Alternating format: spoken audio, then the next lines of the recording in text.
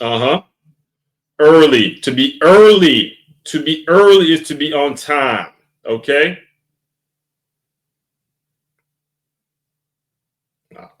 To be early is to be on time. To be on time is to be late. And to be late is to just not give a shit. All right. So this is what we do. Early, getting it up, doing what we got to do, making sure it gets done. To be early, to be on time.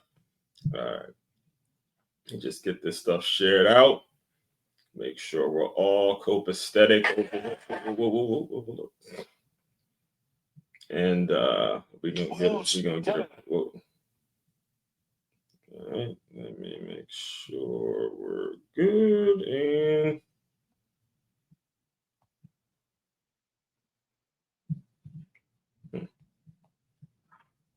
it's a little different now because, oh yeah, let me announce that right now. Open up a membership here, folks. So if you're a regular consumer to this channel, you now have an opportunity to join the Wintrepreneur tribe. And for literally only $5 a month, you can do a work venting session, either privately or publicly. It's really up to you. I recommend you do it privately because you don't want to go too off, unless of course you've just had it with whatever it is you want to vent about, and we'll rock it out. All right, we're good. We are good to go, and we'll rock. All right, let's do it. We're all good. All right. Apologize for that little snippet. I was a little long getting on camera, but had to make sure everything was shared out, everything was cool, everything was copacetic, and it is. We're back for another Top 5 Tuesday. Top 5 Tuesday, folks. We are back again. We are breaking down the art of having a conversation. But now more than ever, it is absolutely important, absolutely a necessary skill. It has been a necessary skill, but nowadays, seeing that we have these devices, we have technology, we have all of these ways of having conversations, we need to understand what exactly needs to go into having a really, really quality conversation, because you can have conversations with whoever you want. However, you don't want to have a conversation with everybody, right? You want to make sure you've streamlined it and you focus, you know exactly who it is you need to be speaking to, what you need to be telling them, and then keep it moving. There's too many options to have conversations with whoever for you to not know specifically who it is you need to be talking to. So we're going to be breaking all of that down today in the Top 5 Tuesday, top 5 things that you need to consider, and then continuing these stories in terms of how it is I've done it over the years. I have a ton of examples. I've had tons of conversations. You can just look up all the things I do. It's all available for you and accessible for you right here on this beautiful thing that we call the internet. Beautiful and ugly thing, depending on, I guess, the time of day or what the moment is. All right. It's just life. The internet is just life nowadays. All right. So all that being said, let me just introduce myself to anybody that may be new to this channel. First and foremost, my name is Aswan Crookshank. I am your one and only Move Swiftly speaker, former Division I college football player, and current 5-time, very soon, I could taste it, very soon to be 6-time published author and educator. I created this whole brand, this whole framework, this whole this whole mentality, this whole mindset, this whole way of life that's all about taking the innovative teamwork lessons that you learn on the football field and aligning them with business owners, businesses, and business owners, so they have a staff and a group of employees, a group of employees that moves as efficiently and as cohesively and has that passion, has that eagerness to them, has that strength to them, has that dog up in them, right? That lion mentality in them. All right, they have that the same way a championship high school or youth football team has it. Like, think about how it would be. You have that championship high school or youth football team, and then you have your staff, your group of employees, and they walk around with that same mentality, that same every single day. I'm just getting better. I'm just getting better. I'm just getting better. That's what we teach over here. When you dive into the systems that I teach and how I teach it, that's the result of what you're going to be getting. So again, today, all of this stuff is proven. You can go look at my track record, look at the receipts, but right now I'm focusing on what we're going to be doing now. So let me get through a couple of announcements here, and then we're going to jump right into the article where we're breaking it again. We're breaking down top 5 things all week. I'm going to be breaking down how to start conversations with a total stranger. And it all, if you go back to yesterday, you understand that it stemmed from me wearing this shirt, this Plus LY, this legendary Plus LY logo that yours truly came up. Yours truly went out and bought those pencils and then added the Plus LY to it. Me wearing it and being asked, hey, do you work at a preschool? And even though I do teach at a preschool, this isn't the preschool's logo. This isn't the school's logo, even though it's strikingly similar, but it all goes into the concept of entrepreneurship and aligning your brand with a company that's paying you every 2 weeks. All that kind of stuff we're going to be breaking down. We break down here. So first and foremost, if you are a business owner, and you have yet to do this, make sure you do this as soon as possible. This is a great opportunity for you to start to develop some knowledge and work your craft. All right, you go to freeguide.makeyourmove.com. That is freeguide.makeyourmove.com. We work from an incredibly simple formula here. It is establishing measurables plus a professional distance, and that will give you the productive environment that you need. Those two things, you need those two things working hand in hand. They got to be working hand in hand, man. All right. Peanut butter jelly. You got to add those two things. Measurables, professional distance. Measurables, professional distance. As a leader, as an owner, you have got to have those two things established. And then and only then are you going to lead. You're going to have the productive environment that your business needs and that your business deserves. You will not get there if those two things are not established, all right? Measurables and a professional distance. I create a very easy to understand 10-step process. It won't get you all the way there, but at least get you in the right direction, all right? Next thing, West Palm Beach, Florida, sir. No. All right, so boxing lessons are officially back. I found a gym. I found a place. We got a couple people come in last night. It was a great time. This is what you're going to be getting from me. If you are Monday through Friday, all right, I've opened them up from Monday through Friday. If you're free from 6 all the way through 9, again, make sure you contact me and we will figure something out, figure out the best situation for you. If you want to, we also do keep things free every 2 weeks at the park, like you see there. So again, there's tons of options. Just let me know which one you are interested in. And finally, my kind of people, the kind of people I love to have conversations with, straight up. I ain't gonna hold the folks that I love to work with are the folks that say, bump all that free stuff. Let me know what I need to be paying for. Those are the kind of folks I like to talk to all day.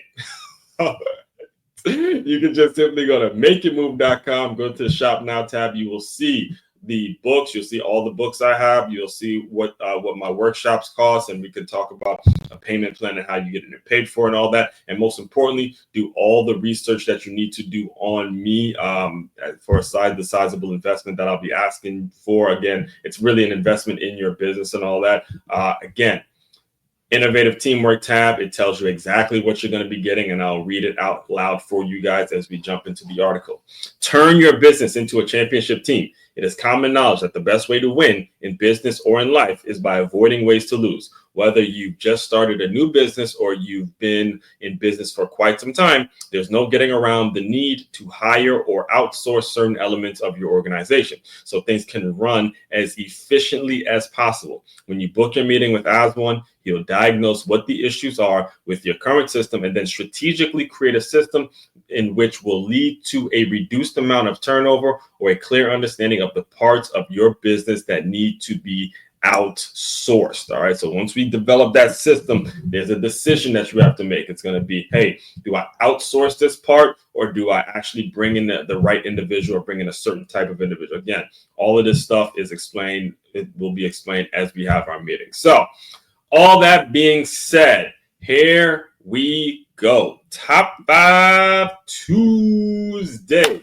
Top 5 things to consider when starting a conversation. And I have to mention before I even get started, because I didn't mention, I think I did, I can't remember, but I have to mention one of my favorite books. All right, it is Hill Harper,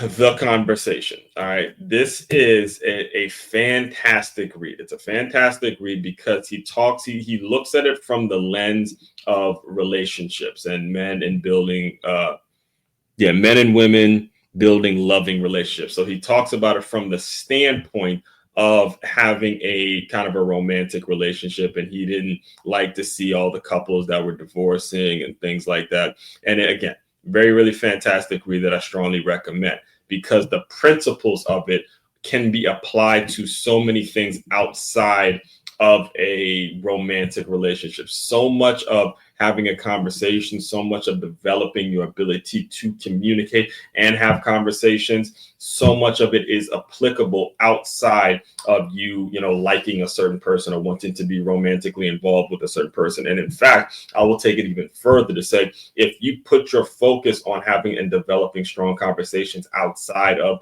the romantic, your ideal romantic partner, it will make it so you're able to add more value to your romantic partner. Okay, because you can only be that romantic person for so long. You eventually have to get out of that and develop your own identity and develop your own I want to say brand, but you have to develop your own self and really understand the things that you like and the things that you enjoy, not doing so much for other people. You don't want to get caught up in this trend, or get caught up in this idea, caught up in a situation where everything you do is for somebody else, and everything that you move and somebody asks you how you're doing, what you do today, and every single part of your day is taking care of somebody else or trying to do something for somebody else. Those are the folks that we don't want to, that we want to weed that mentality out, or we want to start weeding that mentality out, because you're not going to be anything for anybody if that is the mentality. If the mentality is, oh, I got to do this for this person, I got to do this for that person, I got to do this for this boss, I got to do this for my kids, I got to do this for my parent, I got to do this for my spouse, I got to do this for my sibling, or whatever. If it's everything about your day is doing something for somebody else,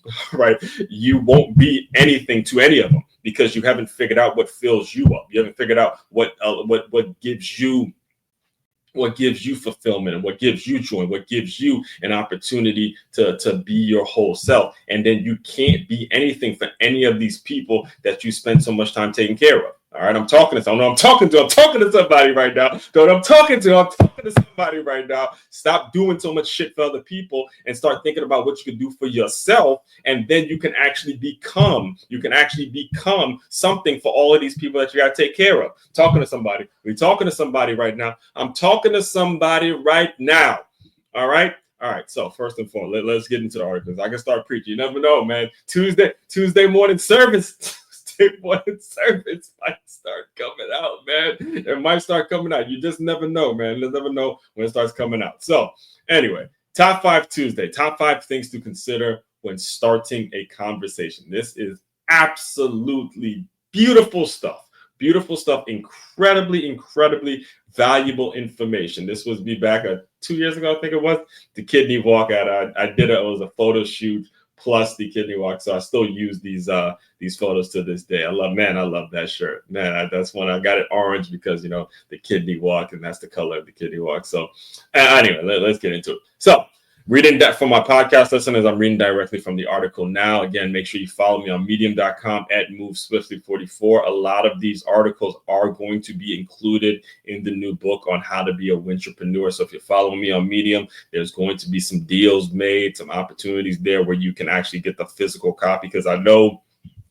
personally, as a reader, there's a difference in physically actually holding a book and being able to highlight and hold and go back to it, as opposed to having to keep going online. There's something real secure about just holding the pages of a book, highlighting it out, and talking through it, and really allowing it to sit in your heart and your mind, because there are things that can be said, there are things that can be read that you take in a different way. So, all right, now, again, back to the article directly.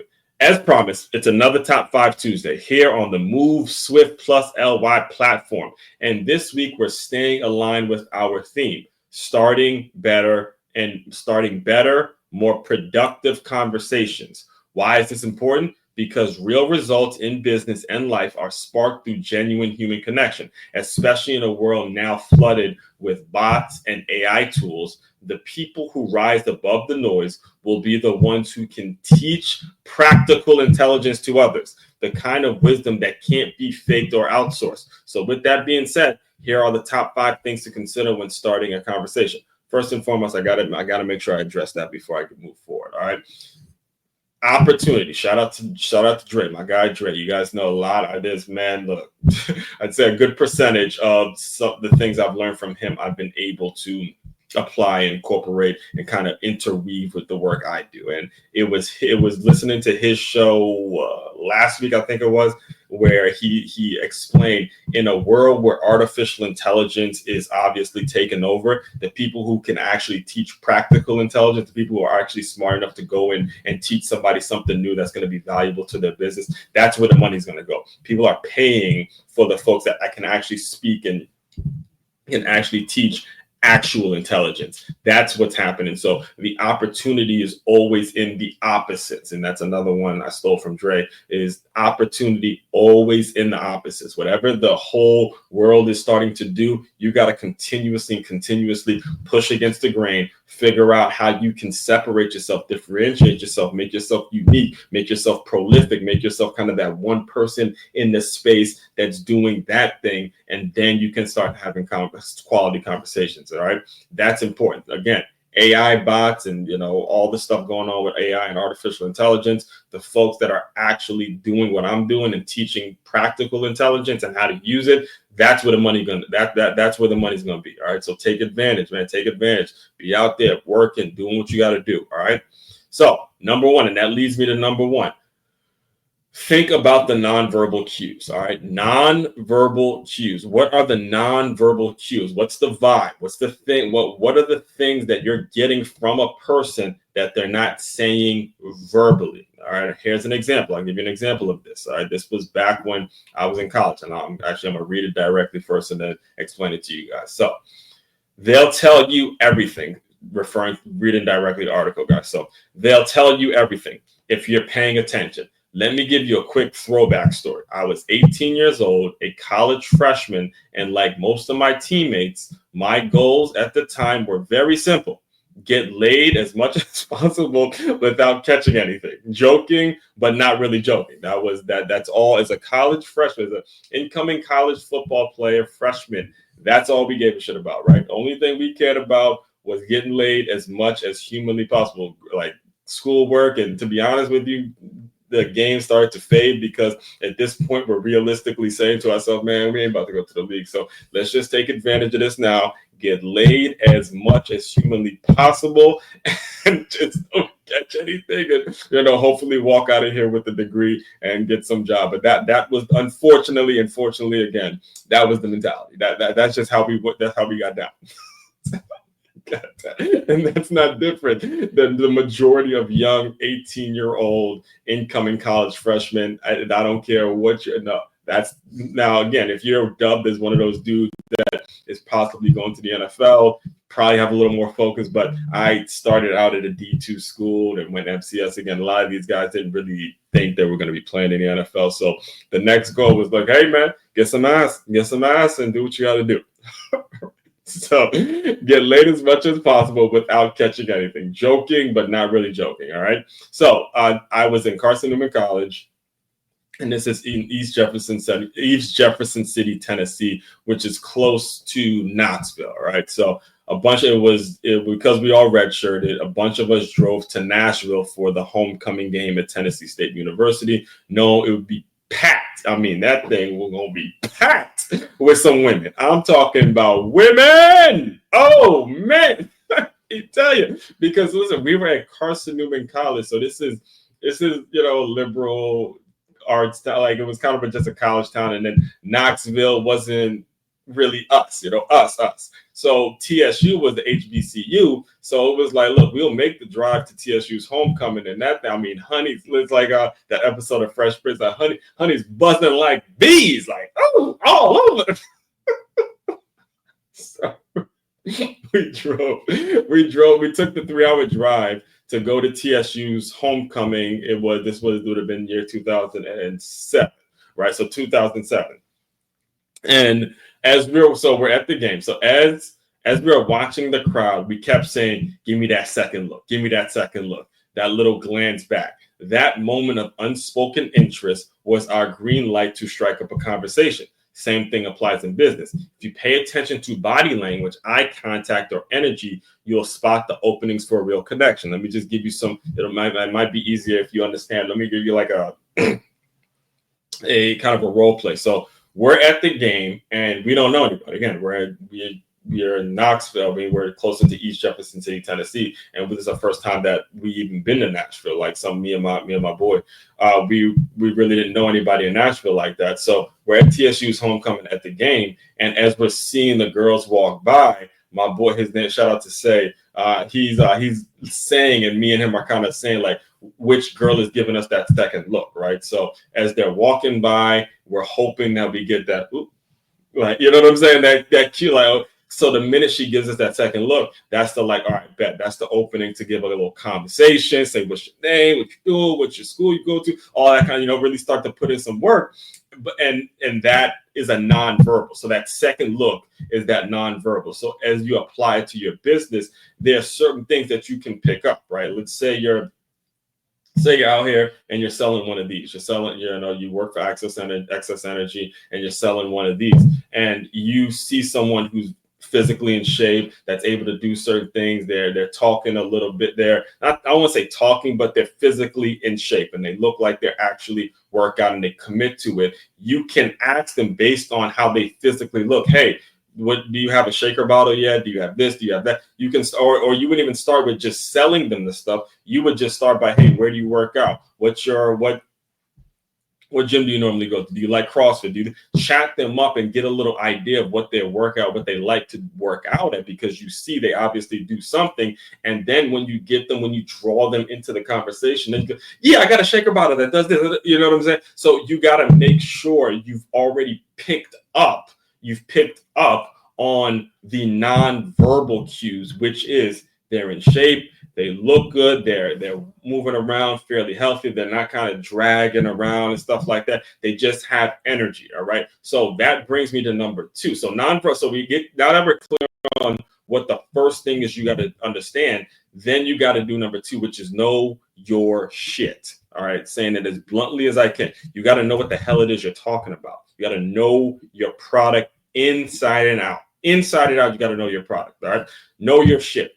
Introducing yourself is one thing. Knowing what to say is another. This is where preparation matters. The more you consume valuable information daily, the more likely you are to stumble into a meaningful exchange. Years ago, I attended a youth football event at the University of Tampa. I wasn't even sure how I ended up there, but I sparked up a conversation with a professor who mentioned hockey was his thing. I told him the only thing I know about hockey is what I read in Malcolm Gladwell's Outliers. He lit up, we dove into the topic, and before I knew it, he was introducing me to more people in the room. Moral of the story, you never know when your learning will open doors. Hear me very, very clearly on this one, all right? I had been in Tampa. I just got to Florida and I was in St. Petersburg. I might have been in St. Petersburg for maybe about 3 weeks, really, like not even a month yet, right? Not really knowing anybody. I just started. I did actually get a job at Orange Theory Fitness and I didn't even start there yet, to be honest with you. But I saw some event on Facebook, something about youth football and, just what it was about. And again, I'm just looking to meet people and get to know people because I didn't really know. It's at the University of Tampa, and the University of Tampa didn't have a football team. And that was kind of my thing. It's, getting to know people in the university ranks and who knows this one, who knows that one. So the organizer of the event, he comes out and he's just kind of introducing himself to people and, hosting the event. And then he goes, yeah, I'm really into hockey or something like that. So I tell him, again, I'm just being honest. I'm just keeping it a buck where I didn't really know much about hockey, but I did read one of my favorite books is Malcolm Gladwell's Outliers, where he talks about a hockey team and he documents the all-star team that has a leg up on the players had a leg up on the other ones that were born after a certain date. So in my mind, I'm like, okay, he likes hockey. One of my favorite books, he talks about a hockey team. And then I threw it out there. I was like, yeah, the only thing I really know about hockey is what I read in Malcolm Gladwell's book Outliers. And then he goes, yeah. And then he enjoyed, because it's a highly acclaimed book. A lot of people have read it. And he goes, "Oh yeah. We're like that person." He starts making a joke about the All-Star team, yada yada yada. And then we have a genuine exchange, and then he puts me on with the person that actually created the event, who was like, he was some sport. His son actually was McQueen, I think his name was. But he was a safety for USC, the Trojans, and he had caught the interception, and they had the East-West Shrine Bowl during that time and all that kind of stuff. So it was pretty cool because I had got introduced to this guy, and then I went to the East-West Shrine Bowl's practice, and then I saw the player, and then the dad was there and all that kind of stuff. So knowing your shit in a nutshell, the moral of it is knowing and putting the information in your head before you run into these people. That is absolutely valuable. You can know all the people in the world. You can have access to every single human being in the world. If you don't know if you don't know your shit, then none of this stuff is going to actually be good for you. So get to know exactly the information that you need to be having planted in your head that's going to be valuable to you in the future. That's on you. That's what you can do. You can do that. All right. You can start doing that right now. There's no excuse for you not doing that. All right. Then goes back to number 3. Saying all that goes right to number 3. Respect the other person's space. Respect the other person's space. Say it again for the folks in the back that didn't hear me, all the way in the back. Respect the person's space. All right. Understand the respecting of a person's space and their time and all that kind of stuff is so vital. It makes it so people want to have conversations with you. It makes it so people actually want to do business with you and want to work with you if you have the decency of respecting their space. Let me read it. Let me read it directly because I'm gonna get fired up just with the topic in itself. All right. So whether you're chatting up a stranger, a professor, or a potential client, be mindful of their perspective. When approaching someone, especially in person, the only way the conversation will have a chance to go anywhere is if you respect their boundaries. For example, talking to a young woman, your tone and approach must reflect safety and respect. Talking to a professor, show value in their time and their expertise. Respect creates openness. All right. So let's go back to 1 and 2 real quick, because there's a reason I put the examples like that.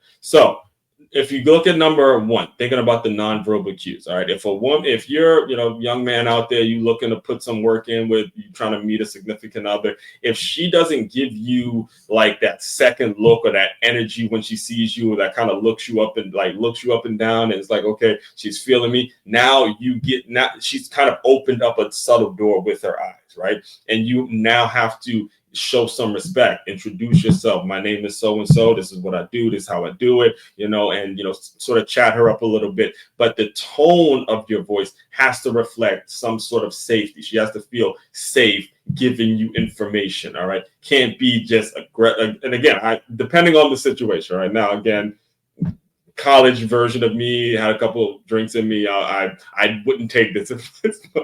The adult version of me that is sort of in the mindset of understanding of my nieces growing up and understanding, and I work with a lot of women and stuff like that. It took me some time to develop this as well. So again, respecting the space. And then number 2, when you're talking about a professor, you have to understand that they have a certain level of expertise. They have a certain level. They have to do some things. Even though I trashed the school system and trashed the college system on so many different occasions, there's still some great people that work in these organizations or work in the education system that you can learn a lot from because of what they had to do to get these positions. All right. So respecting another person's space, all of that goes into it. All right. Now, number 4 and 5. 4 and 5 can kind of go together. What's up, Miss S? 4 and 5 can kind of go together. Keep it brief. Keep it brief. When you're having conversations with folks, matter of fact, let me read it. I'm going to read it directly. Learn the skill of brevity, meaning shut the hell up and just say what you got to say and keep it moving. That's what you got to do. All right, let me read it directly. One of the most overlooked skills in communication is brevity. Avoid rambling, avoid monologues, ask good questions, and let the other person do the talking. It shows confidence, it shows control, and it keeps the conversation from draining energy. when you keep it brief. My name is so-and-so. This is what I do. Love to hear more. I really think I can contribute with some of the things you got going on. Let me know if there's a person I can contact, or if you're the person to contact. Let me understand. I'll give you a perfect example. All right. Perfect example. I was at this point, I'm like 24, 25, and I have this big dream of starting this minor league football team in Ocean City that completely, again, I've spoken about it in the past. I'll probably continue to talk about it, but because there's so many different facets, so many different lessons when it comes to what I had to deal with that. But anyway, one of the major coaches, one of the well-known coaches out in that area is a guy named Sherman Wood, Coach Wood. He's been the head coach at Salisbury University for years. In fact, he probably still is. Let me look him up real quick. Sherman Wood. Yep, there he is. Jeez, man, still there. He's still there. D3 coach of the year. He's still there. My goodness. That's he's been around for a while. So anyway, I was looking to start out. Like I said, I was looking to start up a team out in that area, right? So I went to a game. I went to one of the games, watched the game. It happened to be a Friday night game that I went. Yeah, you see it, year 26, year 26, and he just 24. Man, it's been around, man. Been around a long time.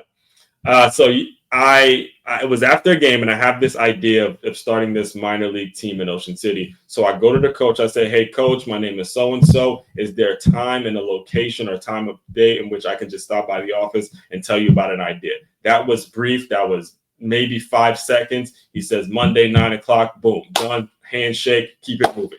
That's the way you got to pray. If you want to have quality conversations, you have to understand the skill of brevity, meaning you don't go and approach someone and say, "I got this great idea to do this and do that, do this, do that, do it." No, you just say, "Hey, is there proper time to do this? I can contribute to whatever it is you're trying to do. Let me know when we can connect on something deeper." When you are doing that, you start to spark interest, and you make it so people are intrigued enough to hear more. But if you just start rambling, it's not going to get there. It's not going to get there. And that goes right into number 5. Easily. I mean, if you take anything from this one is the most important one on the list. Period, point blank, end of sentence. Listen. You have to listen, folks. You have got to listen. This one is so absolutely incredibly important in everything you do. Listen, self-explanatory. You have 2 ears and 1 mouth for a reason. Listening is how you learn what matters to the other person. It's how you position your follow-ups, and it's the number 1 way to build trust quickly. So as you head into your week, ask yourself, are you being intentional with your conversations? Are you listening more than you speak? Are you reading body language as much as you're delivering the message? All right. Now, tomorrow, when we dive into Wintrepreneur Wednesday, I'm going to be giving you examples. Again, I've had a ton of jobs. I've worked in a ton of different industries. I've had to approach people of all sorts, all walks of life. As you can tell, there's been a ton of things that I've gone out and done, and a ton of conversations that I've had.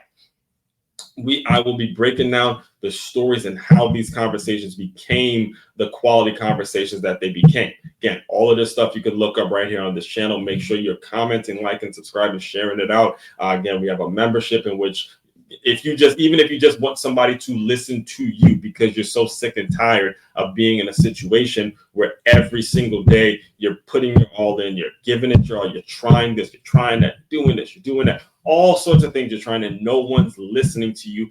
This is what this brand, this business is all about. It's all about creating an opportunity for you to continue to grow and continue to get better. So all that being said, let me just go back and recap what today's Top 5 Tuesday was all about. Top 5 Tuesday, consider top 5 things to consider when starting and or having a quality conversation. If you want to develop a conversation, number 1, got to understand the nonverbal cues. Number 2, got to know your shit. Number 3, you got to respect the person's space. Number 4, keep it brief. Number 5, listen. Listen more than you talk, and listen. Don't listen so you can speak. Listen so you can actually listen and see what a person's really understand what a person's really going through. Two ears, two ears, two eyes, one mouth for a reason. Two ears, two eyes, and one mouth for a reason. All right. So again, everyone out there, if you have not yet, if you want to dive deeper into all the work I'm doing and what I'm all about, tap in with me. It's makeyourmove.com. That's MakeYamove.com. As one Crookshank, your one and only Move Swiftly speaker, checking out. You guys continue to move swiftly. We will talk more soon.